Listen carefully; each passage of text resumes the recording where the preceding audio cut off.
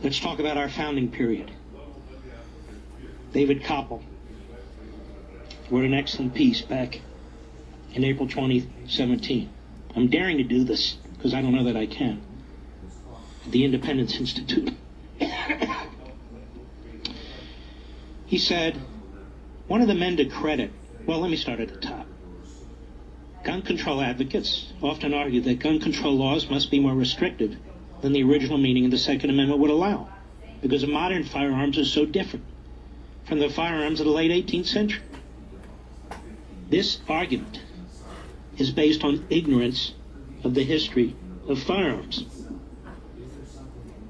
It's true that in 1791 the most common firearms were handguns or long guns. They had to be reloaded with every shot. But it's not true that repeating arms, which can fire multiple times without reloading, were unimagined in 1791. To the contrary, repeating arms long predate the 1606 founding of the first British colony in America. Got that? As of 1791, repeating arms were available but expensive.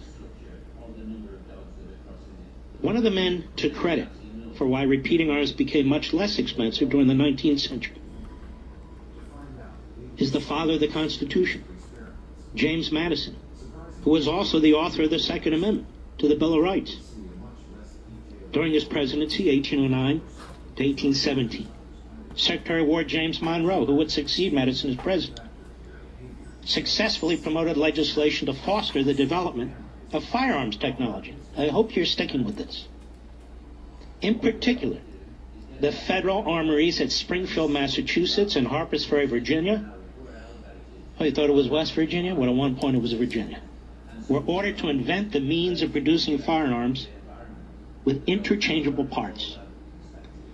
To function reliably, repeating firearms must have internal components that fit together very precisely, much more precisely than is necessary for single-shot firearms. Before Madison, as president, and his Secretary of State Monroe started the manufacturing revolution, firearms were built one at a time by craftsmen. Making a repeating arm required much more time and expertise than making a single-shot firearm.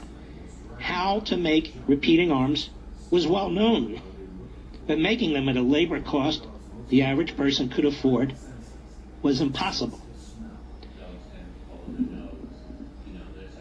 Thanks to the Technology Innovation Labs created at Springfield and Harpers Ferry, inventors found ways to manufacture firearms components at a higher rate and with more consistency for each part. Instead of every part being made by hand, parts were manufactured with machine tools. In other words, tools that made other tools. For example, the wooden stocks for rifles could be repetitively manufactured with such precision that any stock from a factory would fit any rifle from the factory, with no need for craftsmen to shave or adjust the stock. I'm going to skip through some of this, but it's rather lengthy and absolutely excellent. What kind of repeating arms were available before 1815, when the Madison-Monroe Mass Production Innovation Program began? The state-of-the-art was the Girondini air rifle, invented around 1779 for Austrian